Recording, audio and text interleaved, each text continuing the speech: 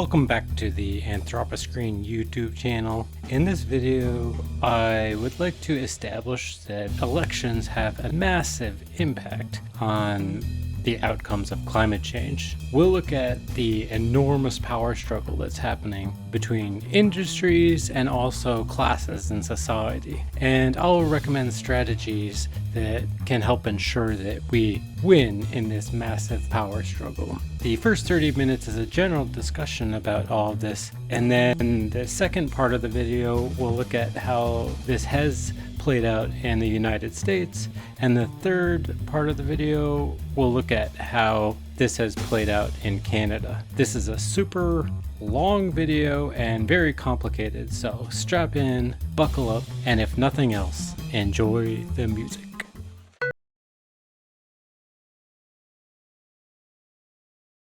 There are many different solutions that can help us mitigate climate change. And I tried to list off ideas that were top of mind on this slide here, including democratic involvement, getting involved in your local community, invention of technology. There are certain businesses you could start in society that could help us mitigate climate change. There's also a possibility that political revolution could have a big impact on mitigating climate change. You can help mitigate climate change by educating people around you in various different ways. You can also change your personal behavior and often have a small impact on the amount of greenhouse gas emissions there are. And you can also invest in certain things that can help mitigate climate change. So you can basically change the world with your wallet, as they say. But of all these different solutions, I would argue that democratic involvement is a necessary approach that we need to take. And it's also probably the most efficient and best solution. So I'm not saying that we should forget all the other solutions and only focus on this, but I think it's the most important solution, and I'll specify exactly how we could utilize it. Also, as a utilitarian, I am a consequentialist, and as I mentioned previously, I think that we do have a moral obligation to try to focus our attentions on the most efficient solutions to climate change. And so I think we have a moral obligation to be involved in our democratic systems. When I talk about democratic involvement, I am not talking about going and voting every 4 years or 2 years or whatever the interval is in voting. I think that we need to be involved in elections on a much deeper level. We do have a moral obligation to vote in all of those different elections, but I think we also have a moral obligation to do a lot more.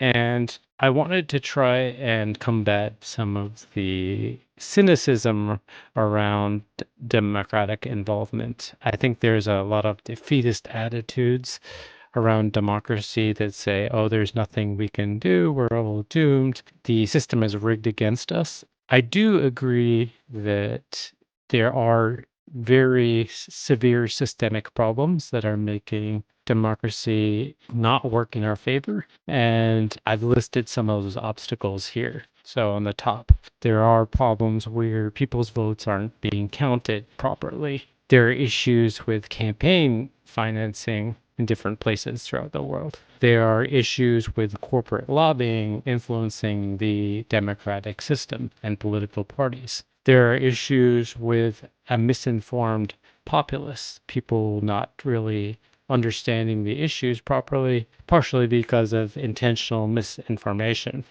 You also have dishonest and corrupt politicians almost everywhere you look. And sometimes the policy choices that we would love to see are not really an option during our elections. And for each of these different, very real obstacles in democracy, there are always solutions that we can help work on.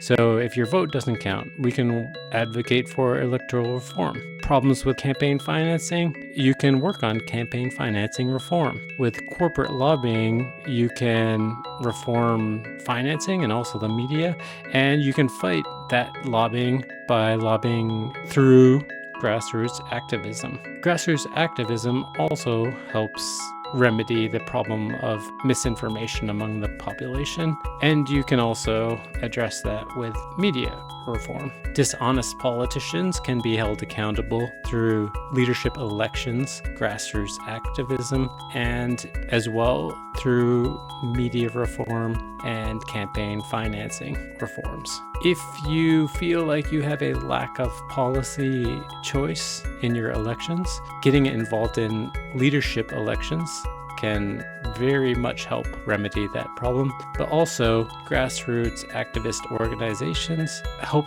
influence politicians to embrace certain policy solutions. Enriching democracy has all sorts of benefits for the most part, and I know there are a lot of advocates for having a very strong and free democratic system. My argument here and now is that a stronger democracy almost always helps us mitigate climate change. If you look at this poll that was conducted with 130,000 people across 125 countries, participants were asked, do you think the national government should do more to fight global warming? In every single country where we have data, more than 50% of the people who were polled said that they do want to see the government do more. I'll be focusing mostly on Canada and the United States, but you can see the different results in every country throughout the world, and some populations feel stronger about this than others. I know this is just one public opinion poll, but I do encourage people to look at what the polling is in their region. Before we continue, this is a friendly reminder to like this video, subscribe to the channel, comment below, and if you really love my videos, consider joining the Patreon.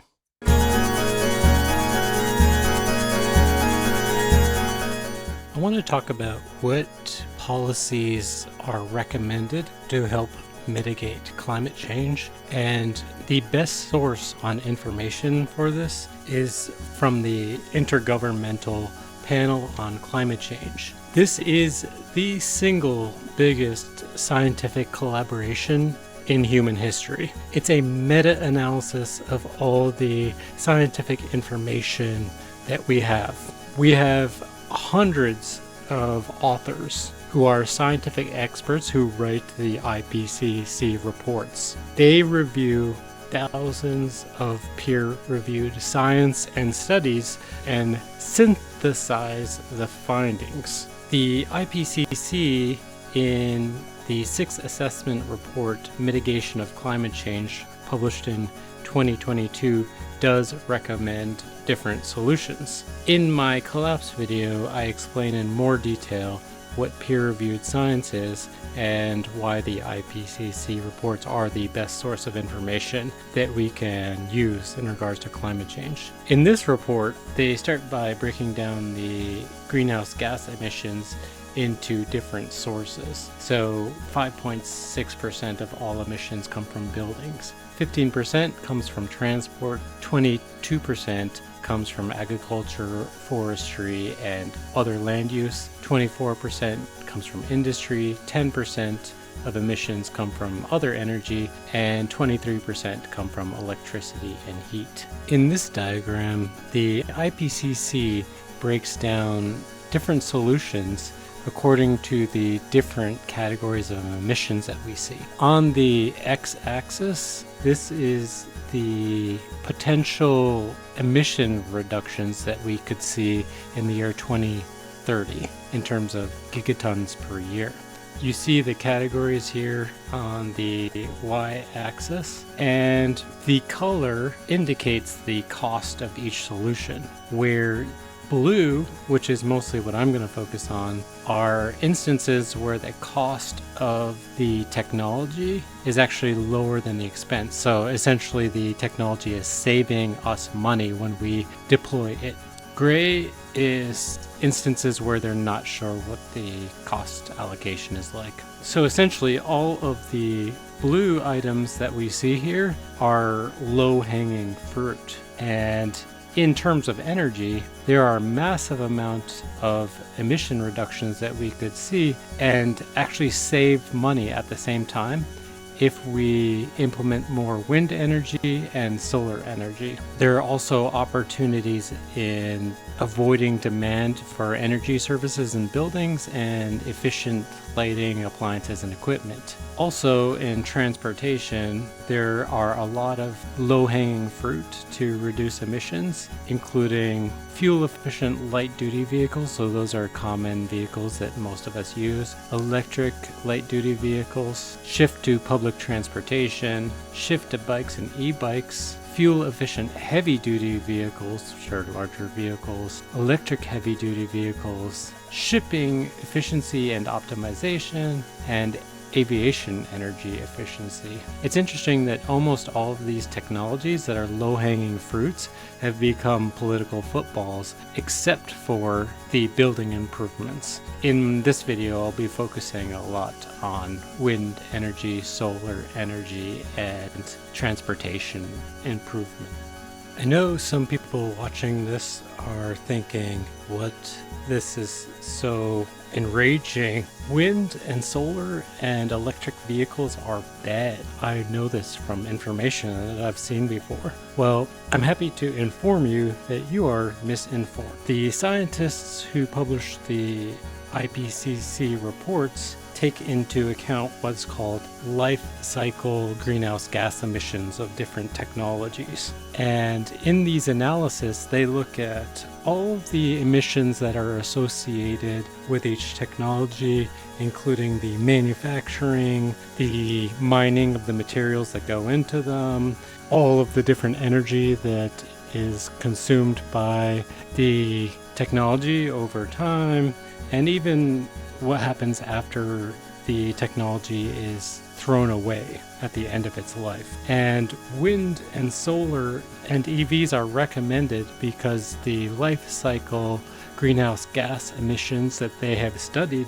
associated with this technologies are significantly lower than the alternatives. There is a lot of misinformation being spread about this technology. We see it on the right for reasons that I'll talk about later, but you also see misinformation around clean technology being propagated by people on the left as well. Michael Moore produced the documentary Planet of the Humans, which was a huge criticism of all of these clean technologies that the IPCC is recommending. In the documentary, they highlight some of the negatives of those technologies, but there is absolutely no mention of life cycle emissions at all. For me, the IPCC and science in general is the best place to go to find the healthy balance between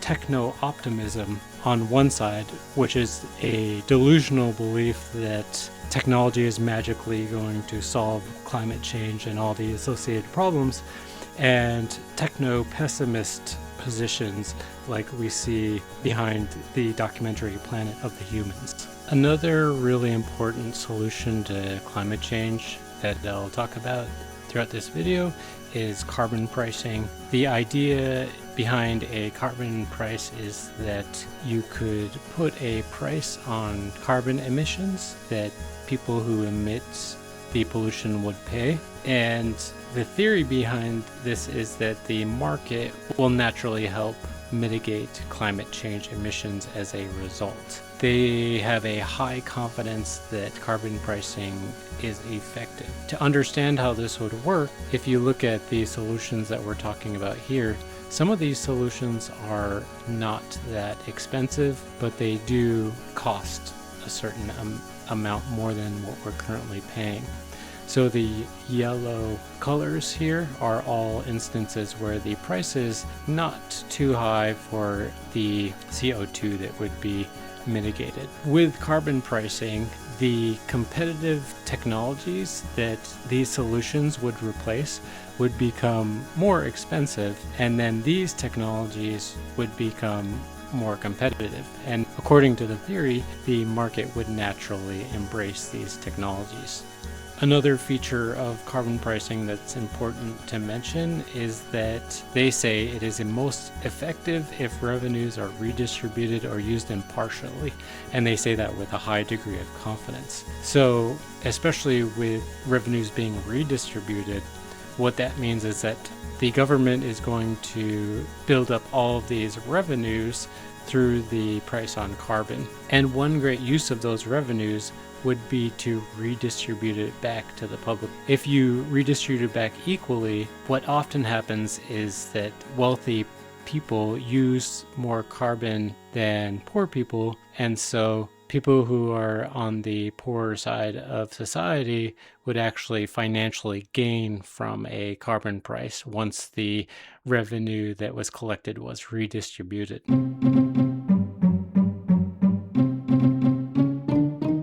I'm about to show you how mainstream conservative parties in America and Canada have been extremely obstructive in regards to climate change mitigation and progress. I wanted to talk briefly about why this is happening so consistently and some of the good faith arguments for why the right wing would obstruct and object to climate policies is that they, for example, are in favor of small government and low taxes. So something like a carbon price, which is essentially a tax on carbon emissions, is naturally going to be problematic for them. They also want to avoid too much spending, so any kind of subsidies to renewable energy or building out renewable energy infrastructure and electric car infrastructure and programs to improve energy efficiency are all somewhat naturally against the principles of conservative ideology. There are bad faith arguments. So good faith is like we're assuming the best in the party. But if you look at bad faith arguments, the right-wing parties and huge corporations are natural bedfellows, you could say, just because right-wing parties want to reduce taxes as much as possible, and that is hugely beneficial to super rich people and huge corporations, as well as probably medium and small corporations as well.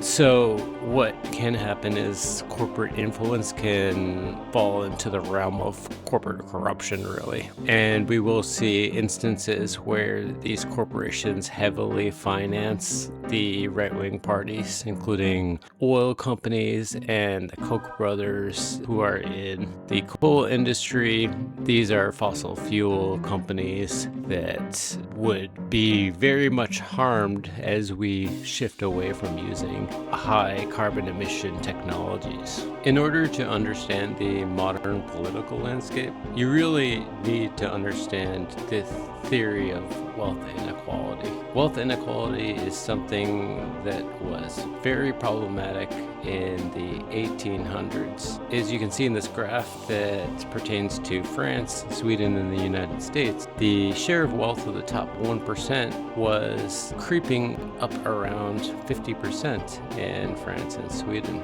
In the United States, it was pretty high as well. The world wars that we saw in the early and mid 1900s drove that wealth inequality down, and we continued to see it drop until the 1980s, and now we see a resurgence again today. Some people might say, what's the problem with rich people getting richer? It doesn't affect them. But there are concerns that wealth inequality can really harm the economy. As the middle class shrinks and the top 1% become richer and richer, the flow of capital slows more and more because the middle class have to spend on basic things to survive, like buying property and buying food, and they're more likely to spend a higher proportion of their wealth on going on vacation and paying for things for their kids, whereas there's only so much you can buy if you are a multi-millionaire. So their wealth ends up becoming locked up. The super wealthy need to find things to invest in, and for example, as they become wealthier and wealthier, they buy up more and more property, which sends property prices flying through the roof and becoming more and more unaffordable for the rest of the people, which probably sounds familiar to you no matter what country you live in throughout the world. To understand wealth inequality better, I recommend reading the book Capital by Thomas Piketty, where the argument is much better structured than what I just tried to deliver. There's also the YouTube channel Gary's Economics. He does an amazing job explaining this concept as well. A lot of Western countries are seeing affordability crises where it is extremely difficult for most people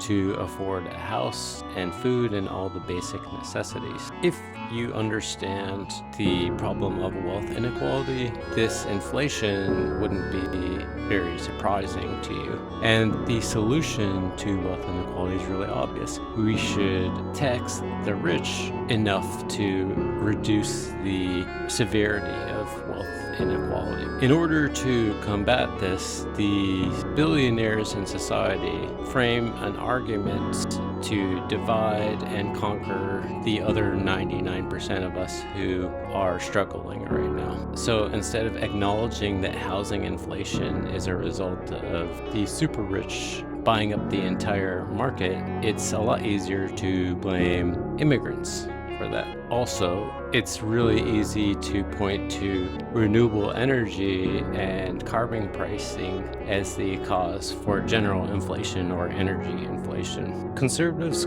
claim that their acts of sabotage on climate mitigation solutions are done to prioritize the economy. But factually, these behaviors are extremely dangerous in regards to the economy. The IPCC research suggests that climate change imposes extremely dangerous risks throughout the world. And here's what they have to say about North America. Projections of market and non-market economic damages demonstrate the substantial economic risks of climate impacts associated with high temperature pathways, and they say this with high confidence.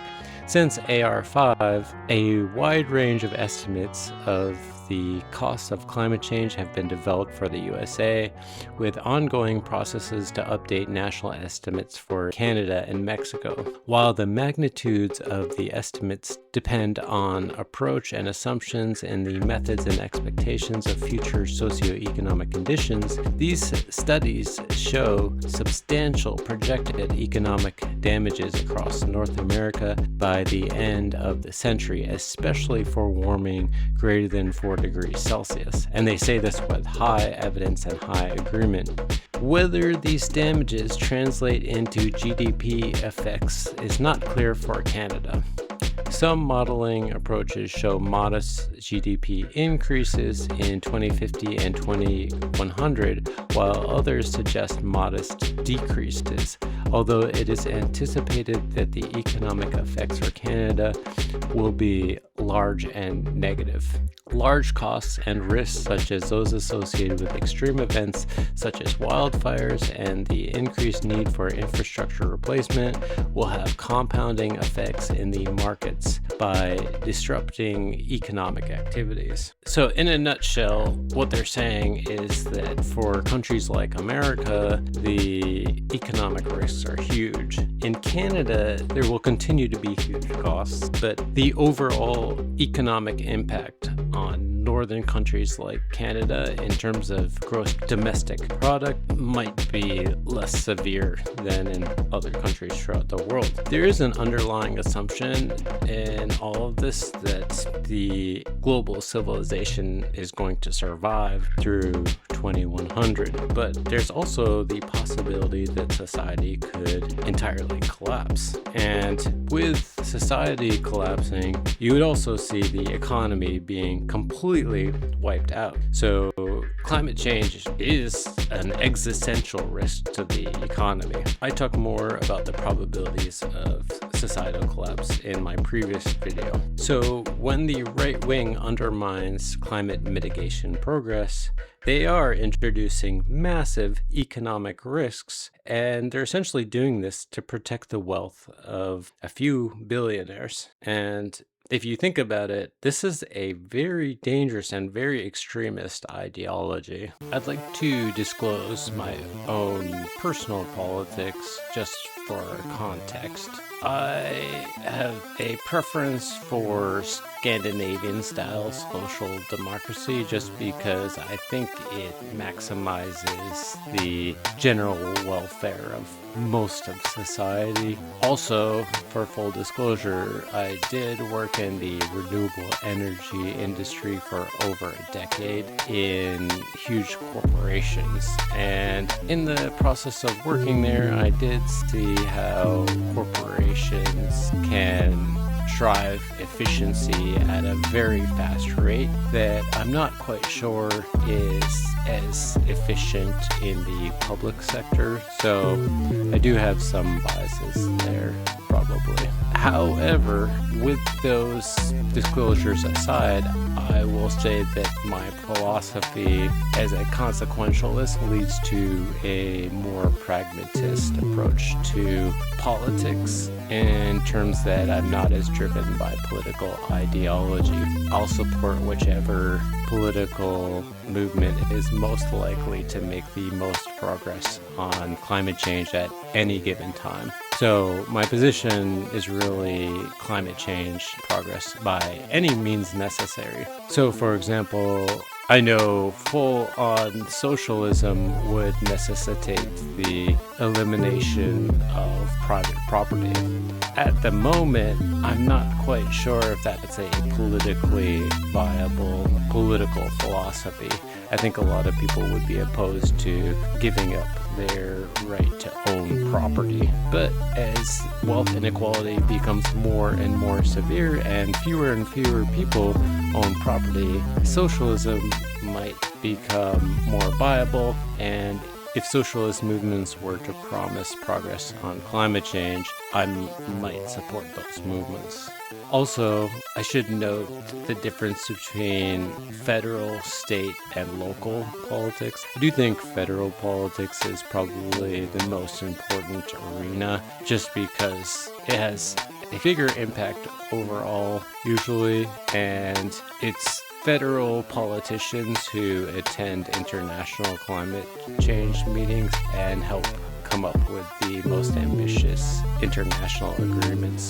I also like to refer to political report cards while deciding which political party to support, and I'll take a look at some of those when we're looking at the history of climate change policy in the United States and Canada. One final note, democratic involvement can take many different forms. One form is showing up and voting. Another form could be financial donations, if you can afford to make donations to political parties and NGOs. You can also volunteer your time in the political parties and NGOs, and you can show up to protests and demonstrations. And the last form is internet activity, so supporting maybe email campaigns or posting on social media. And depending on your personal circumstances, some of these forms of involvement might make more sense than others. Now, let's look at how all of these aspects of democratic involvement take form in the United States and Canada.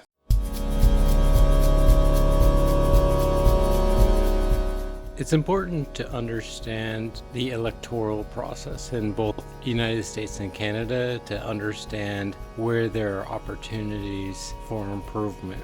In the United States, in federal elections, we can look at the Electoral College. In this system, each state has electors who choose the president. And when you're voting, you are voting to choose the electors, and the electors chooses who the president is. So in historic elections from 1992 all the way till 2024, you can see what the Electoral College percent was in this column here. This column to the right of it has the percentage of the popular vote. And the interesting thing that happens with the Electoral College is that the presidential candidate who has the highest percentage of the popular vote doesn't necessarily win. If you look at the 9 elections since 1992, more often the president with the lower popular vote won the election,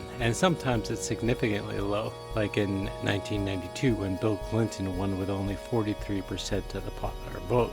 You have to ask yourself why we should continue using a system that more often than not does not represent the will of the population that is voting. This isn't the only choice that voters make during American elections. They also vote for the House and the Senate. But when they're voting at all these different levels, we're not using a system of proportional representation, meaning that, for example, if 46% of the population voted for a specific party, then that party would get 46% of the representation. That's what most of the countries around the world use to elect their governments. In the United States, voting can be very demoralizing unless you live in a swing state. So, for example, if you were a Democrat living in the state of Texas, usually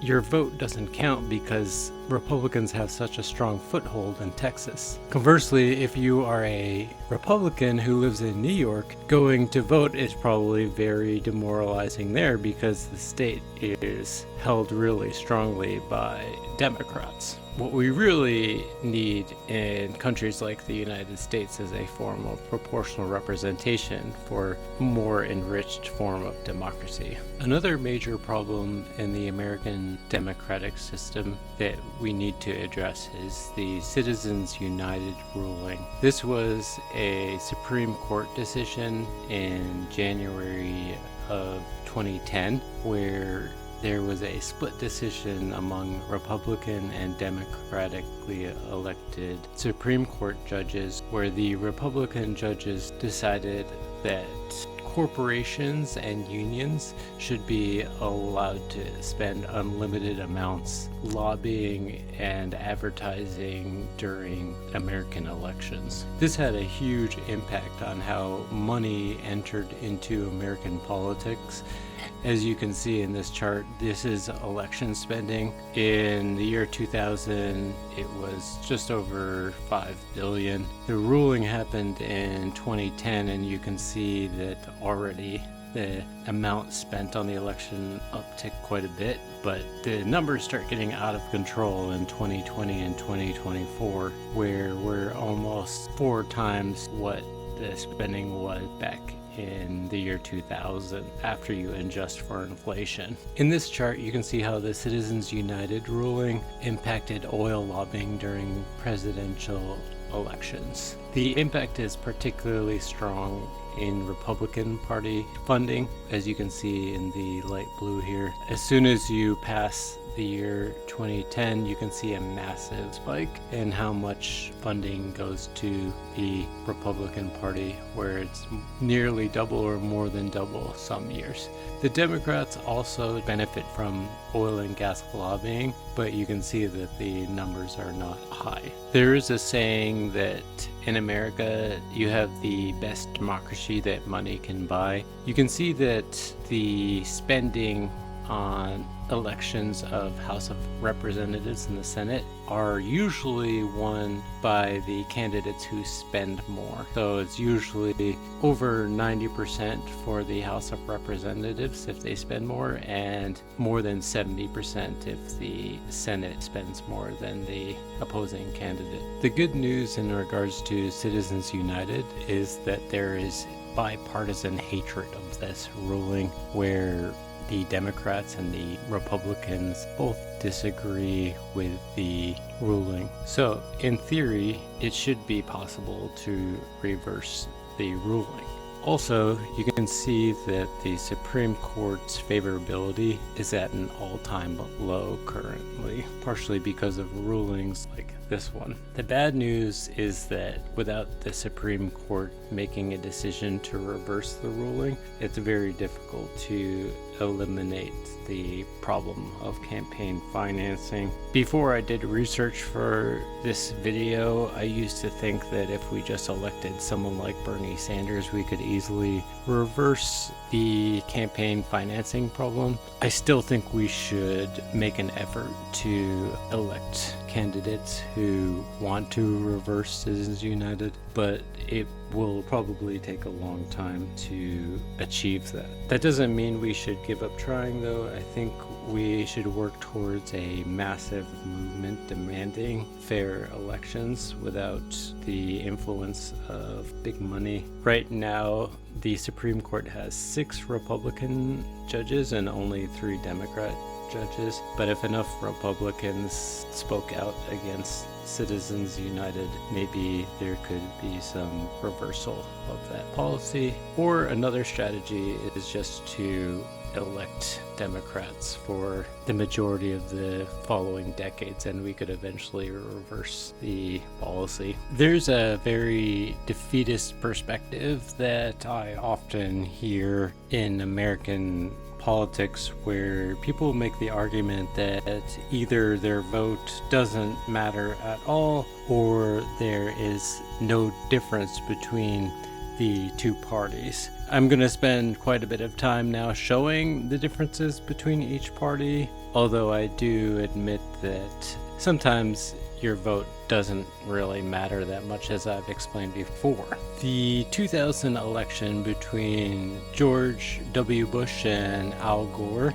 is a very good example of how both of these defeatist ideologies can be wrong. When I think of this election, I often think back to the Rage Against the Machine Testify music video that highlights how the two campaigns are very similar. But in hindsight, the impact to climate change would have been probably massive when you think about how George W. Bush spent most of his life as an oil executive, and Al Gore released an inconvenient truth later in 2006, which completely changed how people think about climate change. The 2000 election was extremely close and came down to the votes in the state of Florida. Bush won Florida with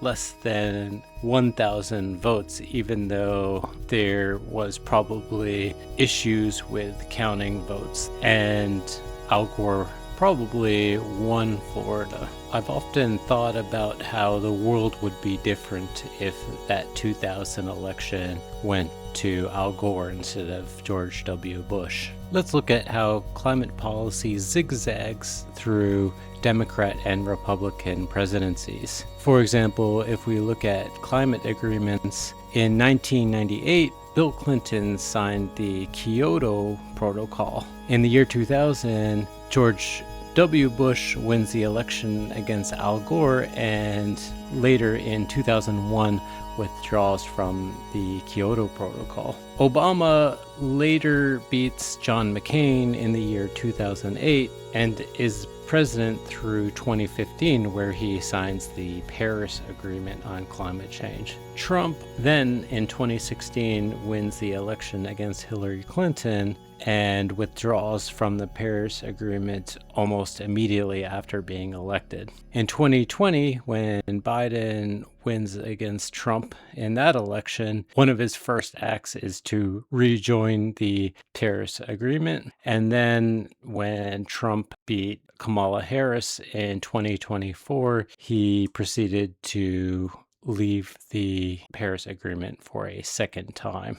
We could also look at Republican and Democrat policies around the Keystone XL pipeline, which would allow faster extraction of the Alberta tar sands by sending more of the bitumen down to the United States for refining. In 2008, President Bush issued a presidential permit to build the pipeline. In 2008, President Obama was elected. And then in 2012, before the following election, the organization 350.org organized the largest act of civil disobedience in American history, where 1,000 climate protesters were arrested at the White House protesting the Keystone XL pipeline. In 2015, President Obama finally rejected the Keystone XL pipeline near the end of his tenure as president. After Trump was elected in 2016, one of his first acts as president was to issue an executive action to revive the pipeline. After Biden was elected, he issued an executive order revoking the Keystone XL pipeline, and then later in 2021, TC Energy abandons plans for the Keystone XL pipeline. After Trump was reelected in 2024, he is now posting on social media encouraging TC Energy to start construction on the pipeline again. It's also interesting to look at the history of residential solar policy over the last 25 years. In this case, it's really interesting because the oil industry executive George W. Bush implemented some really awesome clean technology policies. In this case, in 2005, he introduced the 30% tax credit for residential solar, which had a limit of up to $2,000. In 2008, he removed the $2,000 limit and extended the program until 2016. One of Obama's last acts as president was to extend this tax credit and also announce the phase out of the program in 2021. In 2018, Donald Trump introduced a 30% tariff on solar cells and panels. It's thought that he did this to help benefit the American manufacturers of solar panels, but the policy had a really big impact on the industry in general because it increased the cost of solar panels in the United States. One of Trump's last acts as president in December of 2020 was to extend the tax credit through 2022, but then in the Inflation Reduction Act passed by Joe Biden, he upped the tax credit back from 26%, which it was phased down to, up to 30%, and extended the program through 2034. After Donald Trump was reelected in 2025, he passed the One Big Beautiful Bill Act, which eliminated the tax credit completely in January 2026, and we saw the elimination happen according to plan. Fluctuations in these policies have a really big impact on people who work in the industry. There is a term for the solar industry called the solar coaster because of the massive layoffs that we saw repeatedly, as what seemed like minor policy changes had enormous impacts on the industry's projections and purchasing of residential solar. With vehicle emissions standards, Obama in 2009 implemented a greenhouse gas target associated with vehicle emissions that was fairly ambitious. And after Trump was elected in 2017, he decided to roll back these emission standards and opt instead for a less ambitious 1.5% annual reduction. After Biden was elected, he decided to increase that target higher to 161. He opted for a more ambitious target by 2026. After I started researching this video, Donald Trump actually eliminated all vehicle emission standards. So there are no longer any standards on what a car can emit. We can also see electric vehicle policy over this timeline. In 2005, George W. Bush introduced a $7,500 tax credit for hybrids and electric vehicles, which was also surprising to see from George W. Bush. In 2009, Obama extends the tax credit and provides incentives for charging infrastructure, but he capped the rebates to 200,000 vehicles per manufacturer. Fast forward to the Biden presidency, and Biden removed the manufacturing cap, which allowed Tesla vehicles to again receive a tax credit. And he introduced a $4,000 tax credit for used electric vehicles.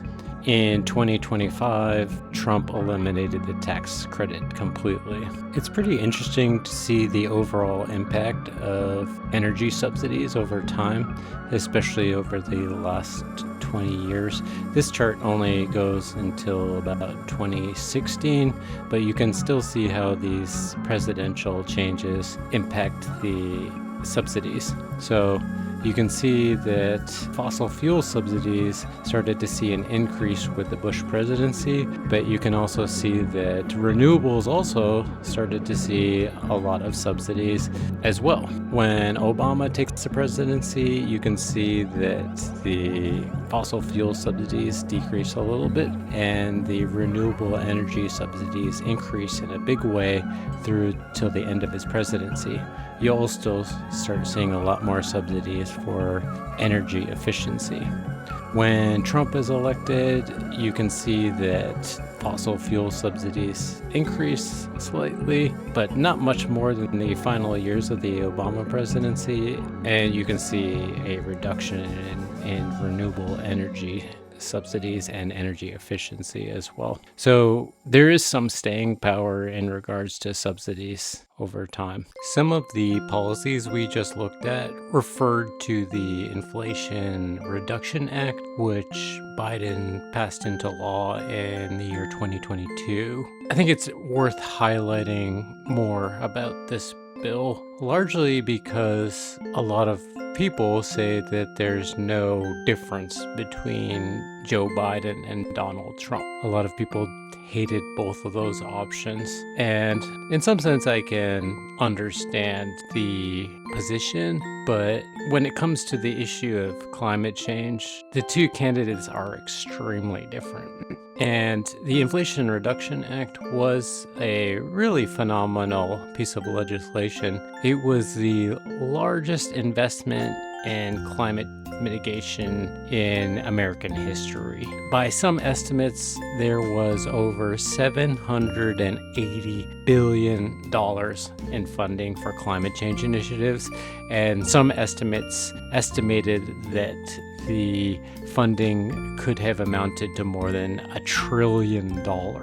This money would go toward energy, manufacturing, building retrofits and energy efficiency, transportation, environmental justice, land use and resilience, and agriculture. All of the different areas that the IPCC broke down as areas where we need to invest in climate change mitigation. Some of the funding that was secured in 2022 through this act is locked in for the long term, even though Trump has done a lot to reverse the funding. As important as the national Democrat versus Republican elections are in the United States, I think the biggest impact that you can have is getting involved in the Democratic Party primaries, where they select the leader of their party. In 2016, there was a really good competition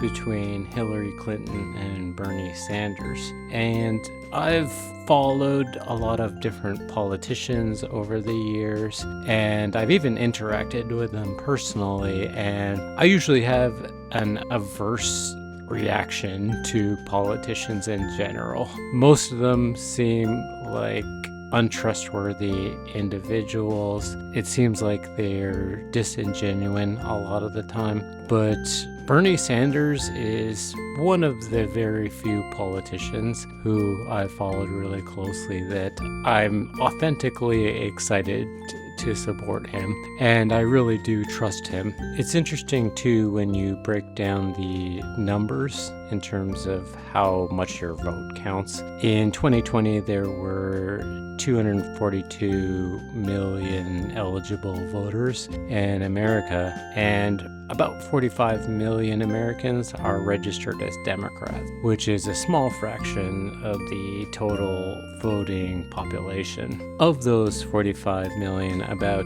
30 million voted in the Democratic primaries. So there's a big opportunity to register more people as Democrats and also vote in more progressive candidates who would have a good opportunity to win presidential elections.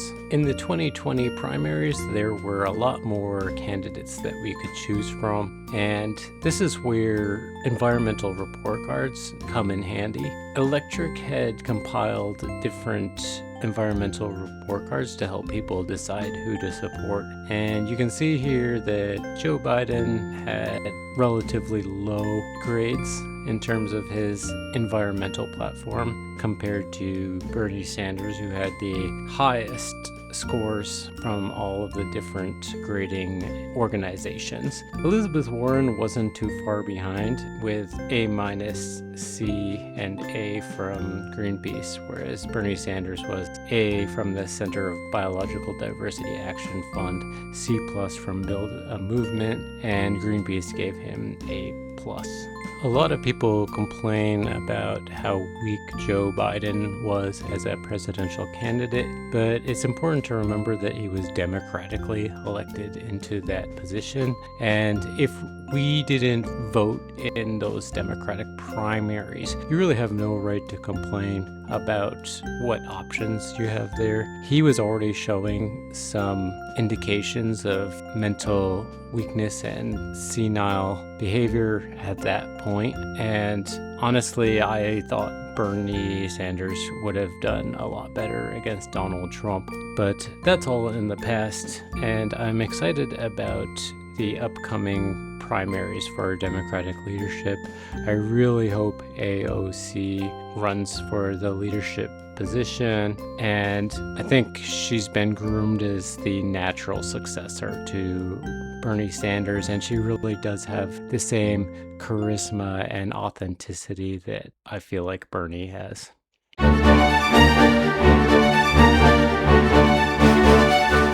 If you were dismayed by the American electoral system, unfortunately, the Canadian electoral system is far, far worse. To understand what makes the Canadian system so problematic, let's see how it works in practice. First past the post, or winner-take-all elections. This is the system currently used in Canada. The system requires the country to be divided into several electoral districts, or ridings. Each riding corresponds with a seat in the national parliament. Each riding votes independently of the others to elect a single representative. To start, let's focus on a single riding. As with all democracies, we start at the citizen level. Candidates come forward from the community. In this example, we have 5 candidates. A candidate usually, but not always, has a party affiliation. On election day, all of the citizens of the riding that are of voting age choose a single candidate in secret by checking the candidate's name on a ballot. When the polls close at the end of the day, the votes are counted. The candidate with the most votes becomes the winner. She is now a member of the national parliament with the task of representing all the people in her riding. As we see here, the red candidate won the election with 35% of the vote. This is where the namesake of winner take all comes from. Because there is no reward for second or third place. Only the winner becomes the member of parliament, despite the proportion of votes received. This process is done for all the ridings across the nation, each contributing a single member of parliament. These members of parliament all join together in the capital to create the national parliament. I've broken down the results of the elections from 2004 to 2025 in this table here. As we learned from the video, politicians are elected as members of parliament based on their geographic region. The seat distribution is listed in these rows, and the popular vote is listed above them. Canada has similar problems as the United States in how people are elected. However, the weaknesses of the system are exacerbated by the fact that there are so many different parties that people can choose from. The Liberal Party is a center-left party. The Conservative Party is a right-wing party. The Bloc Québécois is a center-left party that is interested in Quebec, the province separating from the rest of the country. The New Democrat Party is a left-wing party, and the Green Party is a center-left or left-wing party that's particularly interested in environmental issues. And the People's Party of Canada is right of the Conservative Party. I also indicated whether the government that was elected was a majority government in black here or minority government. As you can see, only 2 out of the last 8 elections resulted in a majority government. These are very interesting to start with because you can see that the government that is formed has more than 50% of the vote in parliament, which means that they have absolute control over all of the bills that are passed through parliament. However, look at the popular vote in the 2 instances of majority governments that we had. The Liberal Party had 39.5% of the vote and had absolute control over the government. In 2011, the Conservative Party won absolute control over the government with 39.6%. So you can have absolute control of the government with less than 40% of the popular vote. Let's also look at how the results traditionally play out. I highlighted all the cells where the parties had lower representation than what their popular vote was. So in this example, in 2025, the New Democrat Party had 6.3% of the popular vote, but only 2% of the seats in House. This is a chronic problem with the parties that are smaller in Canada. So you can see in almost all of the 8 elections since 2004, the New Democrat Party had fewer representatives in Parliament than they should have had if you went by the popular vote.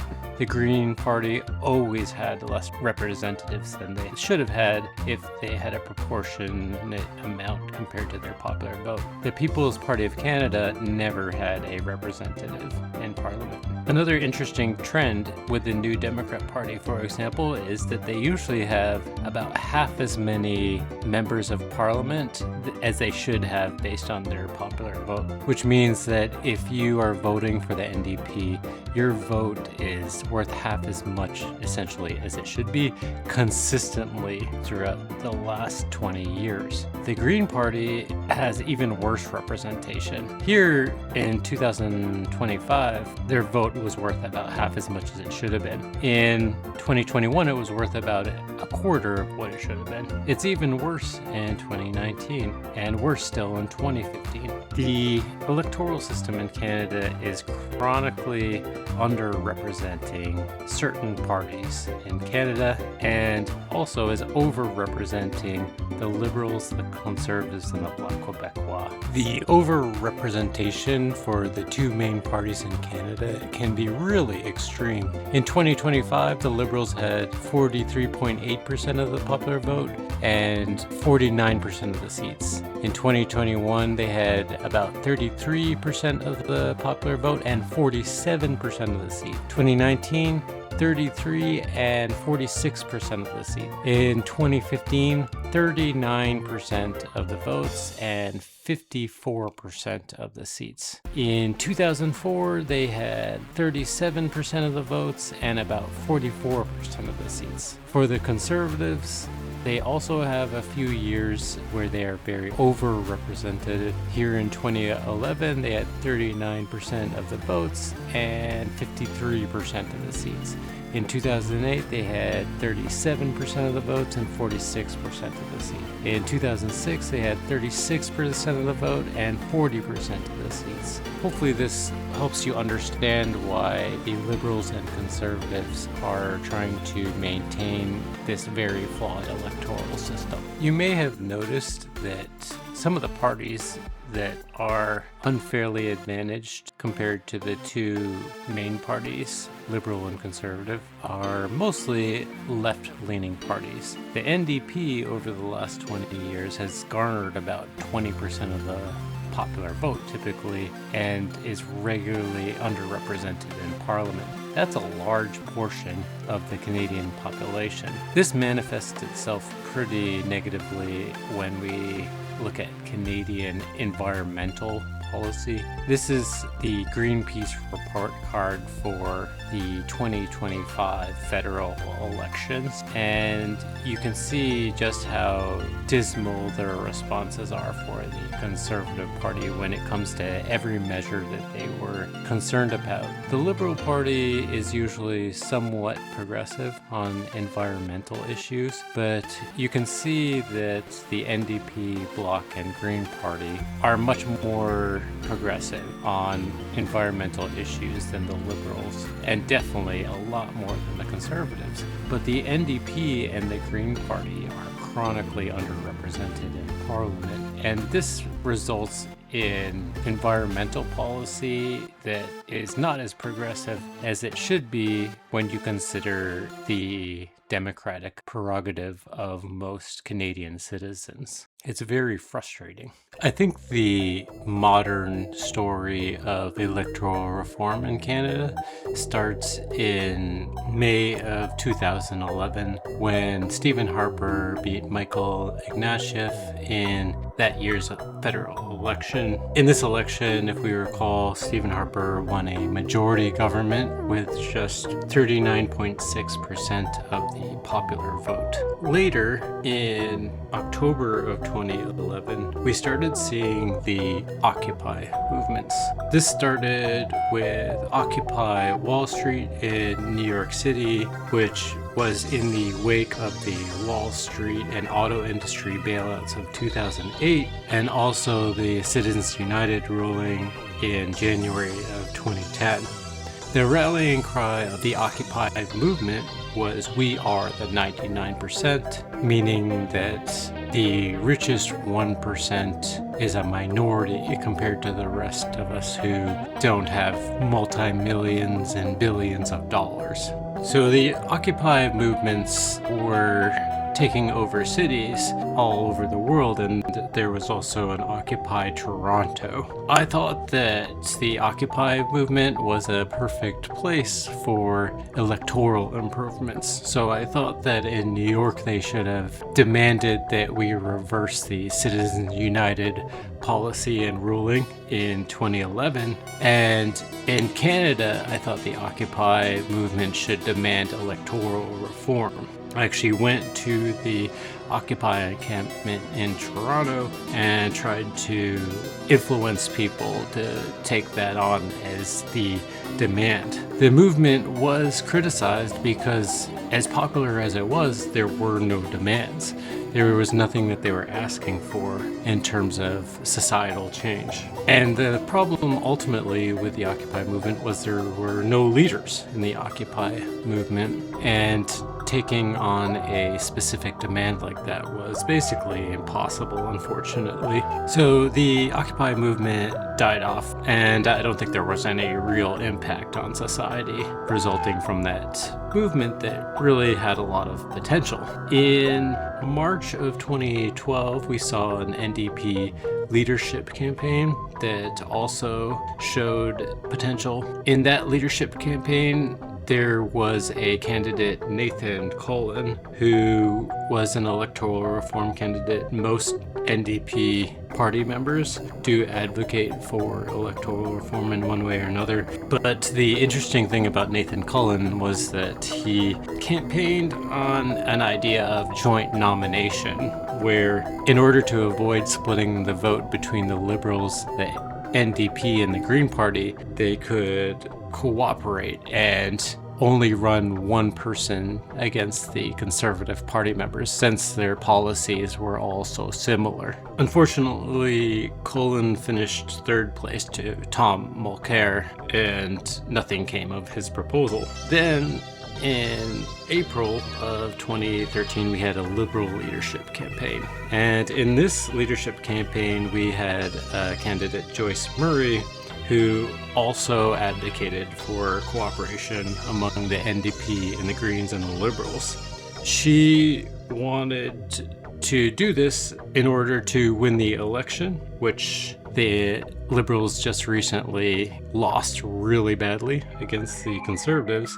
And once they would win the election, they would pass electoral reform. Unfortunately for Joyce Murray, she was going up against one of the most famous families in Canadian politics and history, against Justin Trudeau, who won the leadership with 79% of the popular vote against her 12%. And Trudeau opposed cooperation among the parties. In October of 2015, we finally saw the next federal election, where the new leader, Justin Trudeau, ran up against Stephen Harper. One of the reasons I do have so much optimism around leadership campaigns is because a lot of times I really do see them influencing the mainstream policies of the party. And I don't know if we can make a direct connection with Joyce Murray's campaign and Nathan Cullen's campaign and Trudeau's position, but Trudeau did campaign on a promise to remove the first-past-the-post electoral system in Canada and replace it with something more democratic. We need change. We need to know that when we cast a ballot, it counts. That when we vote, it matters. So I'm proposing we make every vote count. We are committed to ensuring that the 2015 election will be the last federal election using first-past-the-post. And as we talked about before, Trudeau won the 2015 election with a majority government with only 39.5% of the popular vote. So the country was eagerly anticipating an electoral reform outcome, and in February of 2017, we saw Trudeau abandon his promise to implement electoral reform. For me, as strongly and as passionately as I believed that we could move forward on improving our electoral system, and as much as I understand what you say about cynicism, where someone keeping a promise, saying they're going to keep a promise and then not being able to keep that promise, I recognize a higher responsibility even than that. And that is the responsibility every Canadian Prime Minister has to keep this country together and united and focused on the things that unite us rather than the things that divide us. And it is because I felt that it was not in the best interest of our country or of our future that I turned my back on that promise. And I know people will be disappointed. Yep. But this was my choice to make. And I chose to make it with full consequence of the cost that is possibly going to come to it. In my opinion, Trudeau's abandonment of electoral reform is one of the greatest insults I've ever seen to democracy in any electoral outcome, and just a massive insult to Canadian democracy. It's one thing to lie on a campaign about whatever specific policy that politicians lie about and know that next election we'll have to hold our noses because in the first past the post system, we have to vote for the less of all evils. But to lie about electoral reform is just a complete brazen act of autocracy. It's just an enormous insult to democracy. And in my opinion, I think the only reasonable action at that point from the Canadian population would be to occupy Parliament. I think there should have been massive protests to demand that Trudeau implement the promises that he made during the election to remove the first past the post system.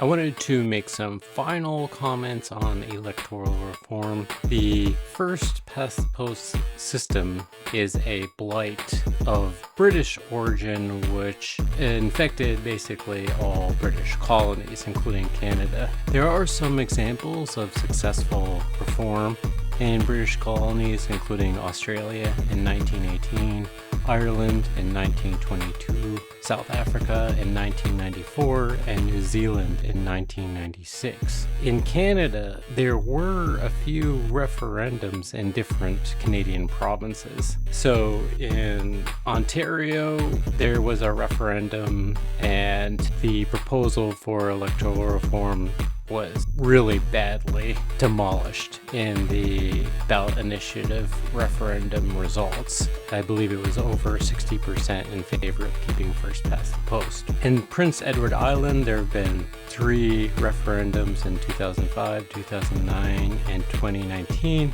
with the most recent referendum more than 50% favored electoral reform, but they needed over 60% to change the system. The most interesting one to me was in British Columbia, where they had a few referendums, one in 2005 and 2009.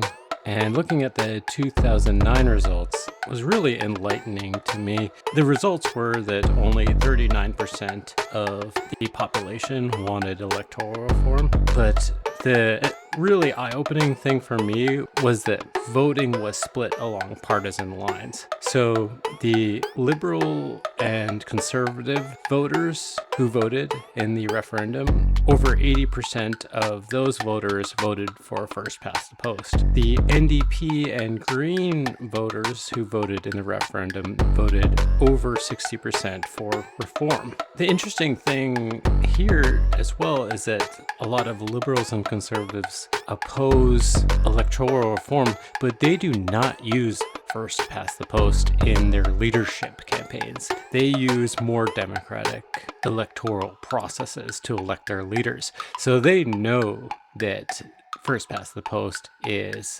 not democratic, which means they are willingly undermining Canadian democracy. And this is not just happening from politicians, we're also seeing this from the voting public.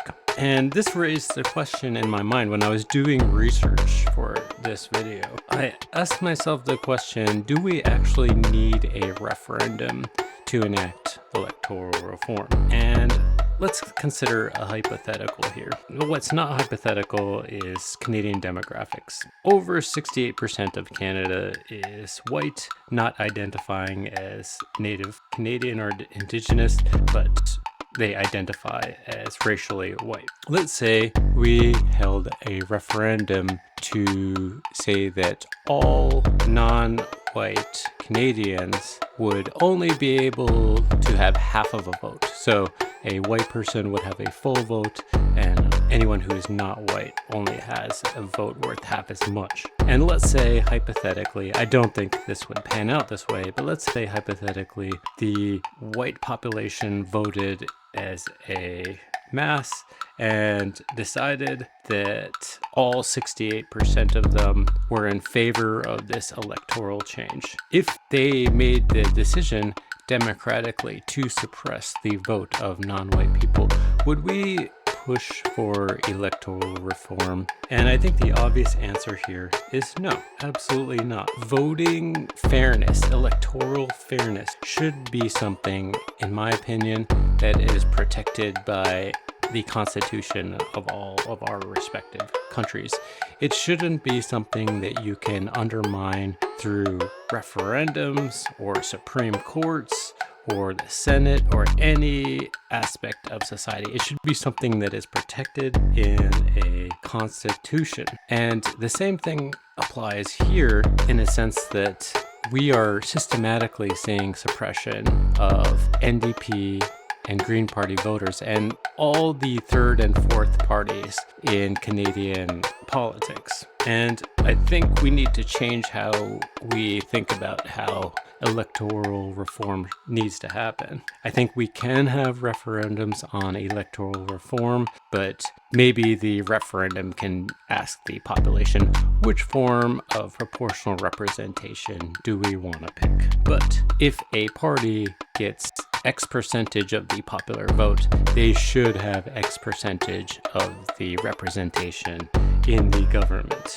In the interim, you can push for electoral reform in Canada through the organization Fair Vote Canada. And my position at the moment is that we should really push for this in a very aggressive way. And I think the time is right for mass civil disobedience to demand that electoral reform occurs. This is something that's completely out of control. Also, in the interim, I am in favor as a consequentialist of strategic voting to try and remove conservative members of parliament and undermine the influence that conservatives have over Canadian democracy. So those are all my recommendations on electoral reform and Canadian electoral democracy, but that also applies to the United States. I don't think the Supreme Court should be the decider on whether something like Citizens United is part of the electoral system. To understand Canadian climate policy in the 21st century, we first have to talk about the Alberta tar sands. A lot of people don't realize that Canada is the fourth largest oil producer in the world. For Canada, typically the oil industry consists of about 5% of the total economy. In this chart here, you can see how Canadian oil exports have increased since 1990 all the way through 2019. The light blue here is what's called diluted bitumen, which is oil that's locked up in what we call tar sands, or the industry prefers to call oil sands because it sounds less dirty. This oil is a lot more difficult to extract than oil that's already liquid. This is all mixed in with soil and sand, requiring a lot of energy to extract the oil that we can later use in vehicles and other byproducts. In this chart here, you can see how the oil industry, crude oil exports, have become a larger and larger percentage of the total export volume in Canada. So the green color here is increasing more and more, especially after 2010, and the maximum export percentage was in 2014, where oil was 17.5%. 50% of Canadian exports. Alberta has had a huge impact on climate change emissions from Canada. In 2023, Canada had emissions per capita that were over 3 times the global average. The emissions of Canadians are higher than Americans, Australians, and Russians. And all of the nations that are above Canada are either small nations or major oil producers, like Oman, Saudi Arabia, United Arab Emirates, Kuwait, and Qatar. Naturally, with such a massive industry, we also see insane amounts of lobbying that happen where the oil industry is meeting with Canadian politicians. In 2011, there were almost 2,000 meetings, and the number fluctuates between 2,000 and 1,000 meetings through 2016. And it's pretty incredible when you think about it, because over the years, on average, the oil industry is meeting with politicians from, let's say, 3 to 5 times a day. Naturally, all of that lobbying is going to translate into subsidies for the oil industry, and we see the subsidy trends here. They pick up in the year 2000 and increase to over 20 billion at their peak, according to this research. What that amounts to relative to gross domestic product is over 2% of the gross domestic product of Canada was given to the oil industry in the form of subsidies. The subsidies persist into the Liberal era of federal leadership. So in 2020, there was $18 billion in subsidies. In 2022, there was over $20 billion. In 2023, there was $18.6 billion in subsidies to the oil industry. Stephen Harper's reign from 2006 to 2015 as Prime Minister was abysmal for Canadian climate leadership. For example, at the 2009 Copenhagen Climate Summit, Canada was awarded the Colossal Fossil Award at that meeting by the Climate Action Network for being the most obstructive country there. George Monbiot, who is a columnist at the Guardian newspaper, wrote, "The purpose of Canada's assault on the international talks is to protect the Alberta oil sands. This is not a poor nation. It does not depend for its economic survival on exploiting this resource. But the tar barons of Alberta have been able to hold the whole country to ransom. They have captured Canada's politics and are turning this lovely country into a cruel and thuggish place." In Monbiot's foreword to his 2006 book Heat, he wrote, "Canadians think of yourselves as a liberal and enlightened people, but you could scarcely do more to destroy the biosphere if you tried." In 2011, at the Durban, South Africa Climate Summit, Canada also won the Colossal Fossil Award for being the most obstructive country at that meeting as well. Later in December 2011, Stephen Harper would solidify his legacy as pushing Canada to be the first nation to withdraw from the Kyoto Protocol. Even though I knew that Stephen Harper had support from only a minority of Canadians, watching Canada act this way was extremely difficult for me to watch. At this time in Canadian history, there was a thriving surge of Canadian patriotism, thanks to efforts from the conservative political movement. And to be honest, not a lot of Canadians spoke out against this type of behavior. And for me, watching Canada slide into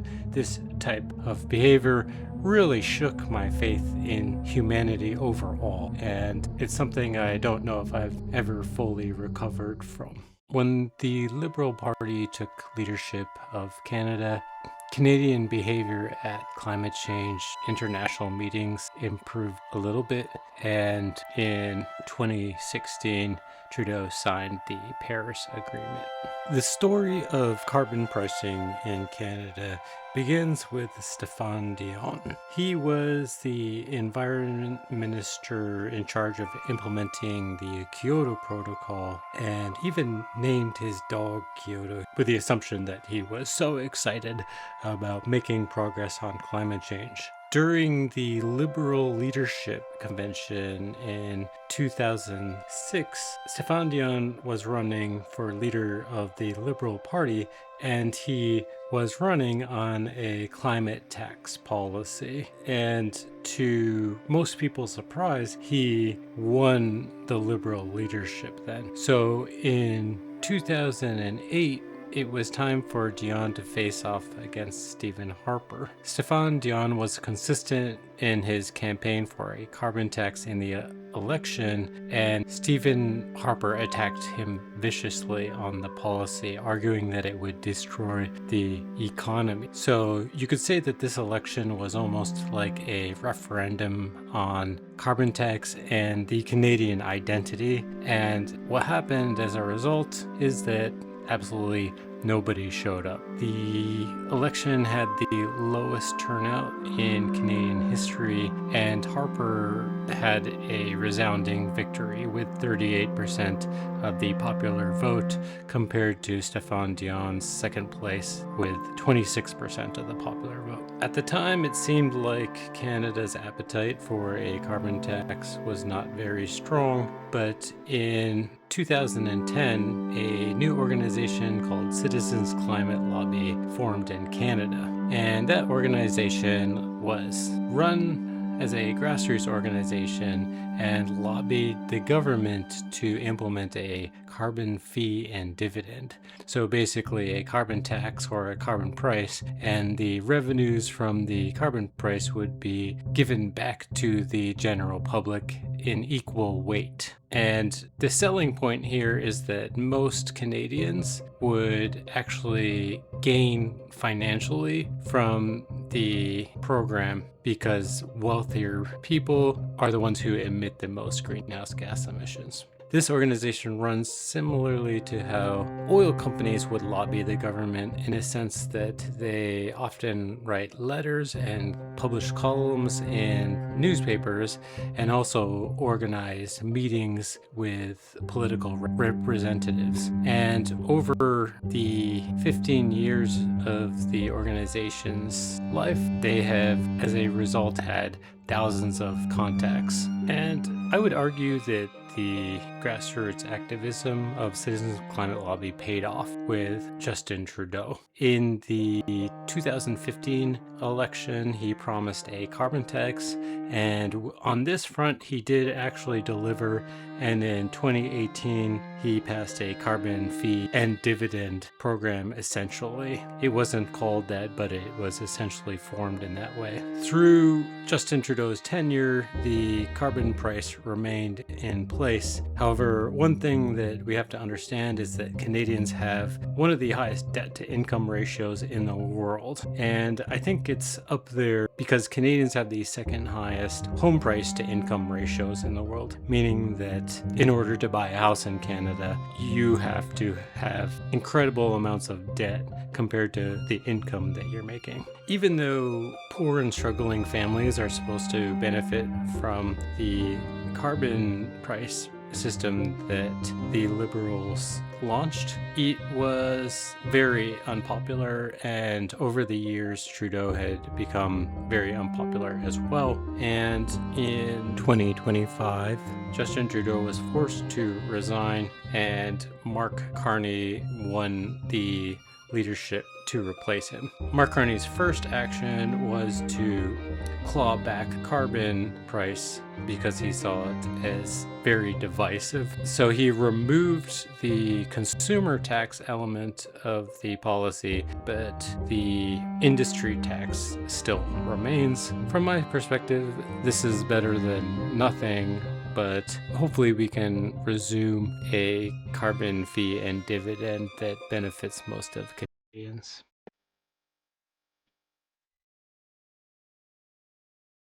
If we look at Ontario politics, we can see in quick transition exactly how the policy sea changes can happen between the left and the right-leaning parties in Canada. Ontario had successive Liberal governments from 2003 until 2018. In the process, Dalton McGuinty had passed the Green Energy Act, which was a really good renewable energy incentives program, and a really awesome EV incentive program as well that launched up to 8,500 in rebates for electric vehicles. When Kathleen Wynne was elected in 2013, she eventually signed on to a cap and trade program in collaboration with California and Quebec. In 2018, the conservative politician Doug Ford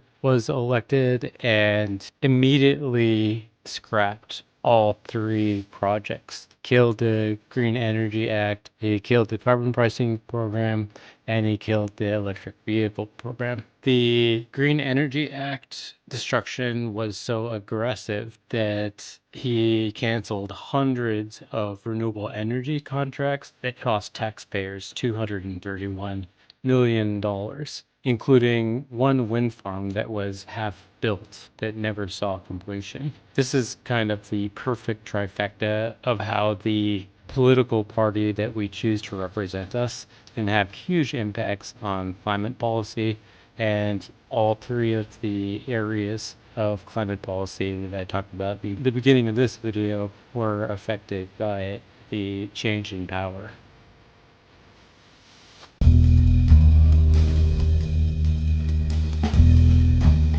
In this video, I hope I established that elections can indeed impact climate change, especially around policy that impacts a carbon price, renewable energy, or electric vehicles. But as you saw from the IPCC reports, there are a lot of other areas where we need to improve.